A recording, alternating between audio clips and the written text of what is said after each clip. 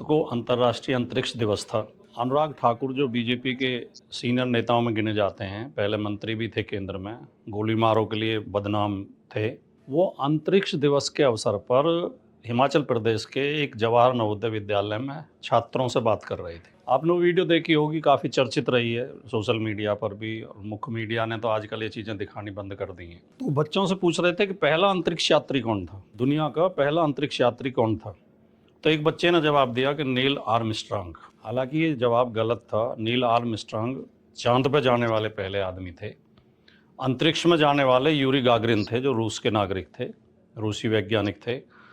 तो लेकिन बच्चे ने कोशिश तो की, वो थोड़ा कंफ्यूज हो गया, उसने चांद पे पहली बार जाने वाले आदमी का नाम बता दिया, नील आर्मस्ट्रांग।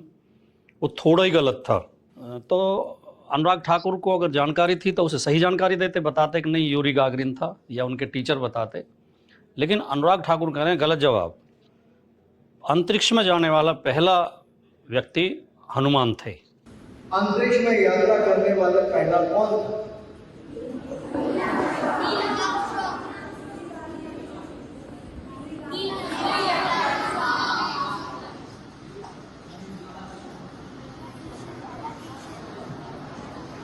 मुझे तो लगता है हनुमान जी थे।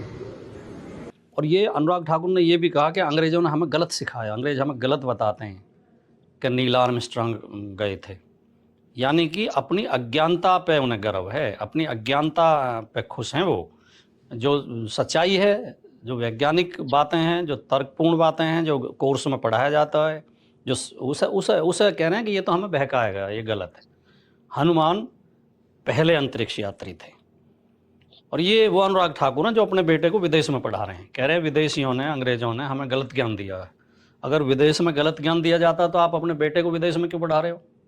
उसे भारत में ही पढ़ाओ, और बल्कि किसी गुरुकुल में पढ़ाओ, या आरएसएस के शिशु मंदिर में पढ़ाओ। अपने बच्चों को तो टॉप यूनिवर्सिटी में भेजेंगे, विदेशों में भेजेंगे, उन्हें अफसर बनाएंगे, और बाकी देश को अंधविश्वास परोसेंगे, उन्हें कुशिक्षा देंगे। अब ये हनुमान को पहला अंतरिक्ष यात्री क्यों कहते हैं? पुराणों में एक कथा आती है, सबने सुनी होगी, कि हनुमान जी ने बचपन में सूर्य को सेव का फल समझ के मुंह में दे लिया था। वो रामचरितमानस से भी तुलसीदास ने लिखा है कि बाल समय रवि भक्ष लियो, तब चारों लोक भयो अंधियारा, तीनों लोक भया अंधियारा। यानी कि बचपन में सूर्य को निगल लिया था, जिससे तीनों लोकों में अंधेरा हो गया। अब कैसी मूर्खतापूर्ण बात है। अब ये पौराणिक कहानियाँ या साहित्य, लिटरेचर, उसमें बहुत सी बातें प्रतीकात्मक होती हैं। उन कथाओं के कुछ प्रतीकात्मक अर्थ होते हैं। वो कई बार मनोरंजन के लिए भी होती हैं, कई बार कोई प्रतीकात्मक जानकारी, उनके गहन अर्थ, जो गूढ़ अर्थ हैं, वो हमें समझने होते हैं, हमें अपने विवेक पर का प्रयोग करना होता है। कभी भी साहित्य को ज्यों का तो नहीं पढ़ना चाहिए। साहित्य के अंदर, जो अंग्रेजी में कहावत है ना, बिटवीन द लाइन्स, साहित्य के अंदर छिपे हुए असली अर्थ को। परीक्षाओं में भी बच्चों से सवाल पूछा जाता है। कई बार कविता की पंक्तियाँ आती हैं, हम भी पढ़ते थे, हमसे भी पूछे जाते थे कि निम्नलिखित कविता का शाब्दिक अर्थ लिखिए और भावार्थ लिखिए। यानी उनके शब्दों के अर्थ कुछ और होते हैं, कई बार भाव कुछ और भी होता है। तो इसलिए अब लेकिन लोग समझने की कोशिश नहीं करते, और खास तौर से आरएसएस और बीजेपी से जुड़े लोग साहित्य को लोगों के बीच में ऐसे कह के पेश करते हैं कि साहित्य को इतिहास या धर्म ग्रंथ बता के पेश करते हैं। साहित्य साहित्य होता है, साहित्य ना तो इतिहास होता है, ना साहित्य धर्म ग्रंथ होता है।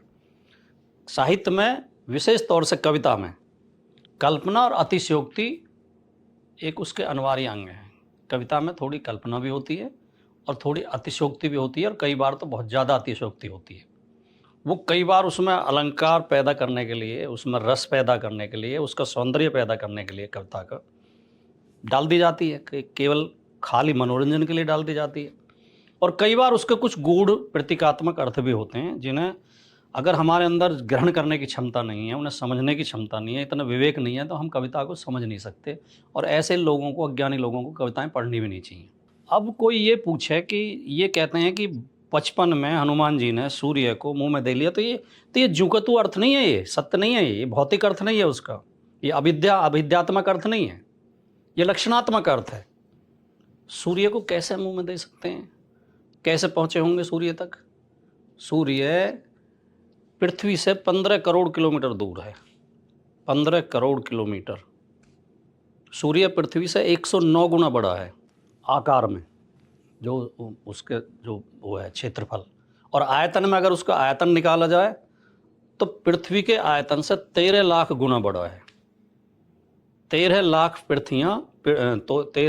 पृथ्वियाँ समुद्र के उसके सूर्य के अंदर समा सकती हैं, इतना बड़ा आयतन उसका है। सूर्य का वजन पृथ्वी से 3,33,000 गुना ज़्यादा है। उस सूर्य को मुंह में दे लिया था। ये सोचने की बात है। और तापमान, इसका सूर्य का तापमान कितना है? आम तौर पे व्यक्ति के शरीर का तापमान 37 डिग्री सेल्सियस रहता है, 98 डिग्री फ़ारेनहाइट, सेल्सियस में 37 डिग्री। जब बुखार होता है हमें तो हमारा तापमान 40 तक हो जाता है, 40 डिग्री सेल्सियस। 40 डिग्री सेल्सियस से अगर ज़्यादा तापमान जाएगा तो खतरा पैदा हो जाता है। और ज़्यादा से ज़्यादा आदमी अंदर का तापमान, जो शरीर का तापमान है, 37 सामान्य तौर पर रहता है, बुखार में 40-41 हो जाता है। बहुत ज़्यादा गंभीर कोई दिक्कत हो, कोई इन्फेक्शन हो तो 50 तक ज़्यादा से ज़्यादा झेल सकता है। 50 पे पहुँचते ही आदमी की मौत हो जाएगी। और बाहरी तापमान भी व्यक्ति 50-60 तक ही झेल सकता है, 50 डिग्री सेल्सियस, 60 डिग्री सेल्सियस। लेकिन बहुत ज़्यादा विपरीत परिस्थितियों में और बहुत मजबूत आदमी हो और उसे आदत हो तो हद से हद वो 100 डिग्री सेल्सियस तक झेल सकता है। 100 डिग्री सेल्सियस पर पानी भाप बन के उड़ने लगता है। तो अगर 100 डिग्री सेल्सियस से ज़्यादा बाहर का तापमान हो और उसमें आदमी हो तो उसके शरीर का पानी भी भाप बनने लगेगा और उसके सेल्स फट जाएंगे, नष्ट हो जाएंगे और उसकी मौत तो हुई हो जाएगी। थोड़ा और टेम्परेचर बढ़ेगा तो उसके शरीर से भी भाप बनने लगेगी और वो धीरे धीरे वो अगर टेम्परेचर ज़्यादा बढ़ेगा तो भाप बनकर उड़ सकता है। और सूर्य का तापमान पता है कितना है? सूर्य का तापमान है 1.5 करोड़ डिग्री सेल्सियस। यानी जो 100 डिग्री सेल्सियस तक इंसान तापमान नहीं सह सकता, वो 1.5 करोड़ डिग्री सेल्सियस वाले सूर्य को कैसे मुंह में दे गया होगा? सूर्य से तो 1-2 लाख किलोमीटर दूर ही आदमी भाप बन के उड़ जाएगा। तो ये इस तरह की बातें करते हैं और बीजेपी के ज़्यादातर लोग करते हैं। और पता नहीं, हम अब देखिए आम आदमी में इतनी समझ होती नहीं या समझ डेवलप नहीं होने दी जाती। वैसे तो गाँव में बिना पढ़े लिखे लोग इन डिग्रीधारियों से ज़्यादा समझदार होते हैं। जो किसान होते हैं, मजदूर होते हैं, वो इनसे ज़्यादा समझ रखते हैं। लेकिन ये तरह तरीके से उन्हें बुद्धू बनाने के लिए, उन्हें बहकाने के लिए तरह तरह की चीज़ें लाते रहते हैं। अभी पीछे मध्य प्रदेश के जो मुख्यमंत्री हैं मोहन यादव, उन्होंने एक बयान दे दिया कि श्री कृष्ण जन्माष्टमी के दिन वो किसी कार्यक्रम को संबोधित कर रहे थे कि श्री कृष्ण को माखन चोर बताना ये मुगलों की साजिश थी। एक तो हर साजिश को ये अंग्रेज़ों की और मुगलों की साजिश बताएंगे। भारत में जातिवाद भी इन्होंने पैदा किया, भारत में पर्दा प्रथा भी इन्होंने पैदा किया, भारत में छुआछूत भी इन्होंने पैदा की। फिर महाभारत में एकलव्य का अंगूठा क्यों काटा गया था? अगर मुगल तो आए कल परसों 1526 में। और फिर जो है रामायण में शंभू की गर्दन क्यों काटी गई थी अगर जाति नहीं थी तो? फिर मनुस्मृति कब लिखी गई जिसमें वर्ण व्यवस्था लिखी हुई है? द्रोणाचार्य ने एकलव्य को शिक्षा देने से क्यों मना कर दिया था? केवल उसकी जाति के कारण। और ये लोग उन लोगों को बहकाएंगे कि जातियां तो मुगलों ने और अंग्रेजों ने बनाई हैं। एक और त्रिपुरा के पहले सीएम रहे वो विप्लव देव, वो भी ये अज्ञान में और मूर्खता में कंपटीशन करते हैं, बहुत आगे हैं। वो एक बार भाषण में कह रहे थे कि महाभारत के समय भारत में इंटरनेट था, इंटरनेट की सुविधा थी महाभारत के समय। देश वो देश है जिसमें महाभारत में संजय ने बैठ के धृतराष्ट्र को युद्ध में क्या हो रहा था बोल रहा था। तो इसका मतलब क्या है? टेक्नोलॉजी था, इंटरनेट था, सैटेलाइट थी। एक रमेश पोखरियाल निशंक जो उत्तराखंड के मुख्यमंत्री रहे और फिर गवर्नर भी रहे, वो भी एक दिन बयान दे रहे थे कि ज्योतिष जो है, जो हाथ की रेखाएं देख के जो वो बताते हैं, भविष्य बताते हैं, ये विज्ञान से भी बड़ी चीज़ है। ये सारे स्कूल कॉलेजों में पढ़ाई जानी चाहिए। उत्तर प्रदेश के पूर्व मुख्यमंत्री हैं दिनेश शर्मा, उन्होंने एक बार बयान दिया था कि सीता टेस्ट ट्यूब बेबी थी।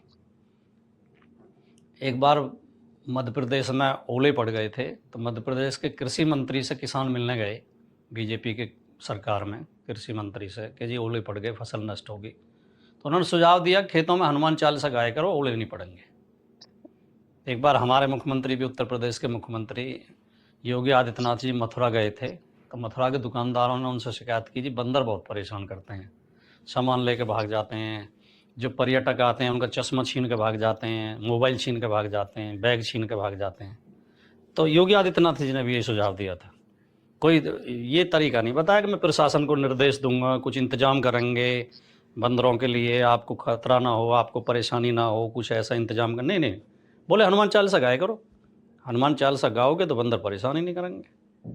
ये इनकी हालत है। गुजरात के पाठ्यक्रम में बीजेपी सरकार ने, गुजरात के सिलेबस में, स्कूल कॉलेजों में ये बात शामिल की है, पढ़ाया जा रहा बच्चों को कि गांधारी के जो 100 बेटे थे, जो कौरव थे, दुर्योधन और उनके 99 भाई, वो स्टीम सेल तकनीक से पैदा हुए थे। स्टीम सेल टेक्निक तब आ गई थी इंडिया में। ऐसी मूर्खतापूर्ण बात है। और कर्नाटक के सिलेबस में भी जब बीजेपी की सरकार थी, अब तो कांग्रेस की सरकार है, इससे पहले जब बीजेपी की सरकार थी तो इन्होंने एक पाठ, एक जो वो शामिल किया था, एक अध्याय पाठ्यक्रम की किताब में, कि सावरकर जब काला पानी की जेल में बंद थे तो उनकी जो कोठरी थी, काल कोठरी में वो बंद थे, उसमें कोई दरवाज़ा नहीं था, कोई बाहर जाने का कोई खिड़की वगैरह भी नहीं थी। उसमें एक बहुत छोटा सा एक वो था, रोशनदान था, बहुत छोटा सा। तो उसमें से एक बुलबुल आती थी और बुलबुल के परों पर बैठ के सावरकर और पूरे भारत का भ्रमण कर जाते थे, अपने घर वर भी होकर जाते थे, बुलबुल के परों पर बैठ के। ये कक्षा में पढ़ाया जाता था बच्चों को। ऐसी जो है, ऐसे अज्ञान की बातें ये करते हैं। भारतीय जनता पार्टी ने जो भारतीय विज्ञान कांग्रेस है उसका भी नाश कर दिया। उसमें सारे आरएसएस के लोग भर दिए हैं, बुद्धू टाइप के लोग जो काल्पनिक बातों में विश्वास करते हैं और जो पुराणों को और साहित्य को ही विज्ञान समझते हैं। इनकी अभी 2015 में मीटिंग हुई थी, उसमें इन्होंने ये बाकायदा विज्ञान कांग्रेस की मीटिंग में प्रस्ताव पास किया कि हमारे जो ऋषि थे वैदिक काल में, वो गाय के गोबर से सोना बना देते थे, गाय के गोबर से सोना बनाने की कला जानते थे। और एक बात उसमें और भी कही गई थी उस विज्ञान कांग्रेस की मीटिंग में, कि हवाई जहाज और 40 इंजन का अंतरिक्ष यान हमारे पास मौजूद था वैदिक काल में। हमारे पास हवाई जहाज भी थे और 40 इंजन जिसमें थे उसका अंतरिक्ष यान मौजूद था। देश के जो टॉप 107 वैज्ञानिक हैं, उन्होंने बाकायदा पत्र लिख के इसका विरोध किया, सरकार को पत्र लिखा कि आप भारतीय विज्ञान कांग्रेस की मीटिंग में ऐसी बातें करेंगे तो विज्ञान को आप नष्ट कर देंगे, बच्चों के ज्ञान को नष्ट कर देंगे।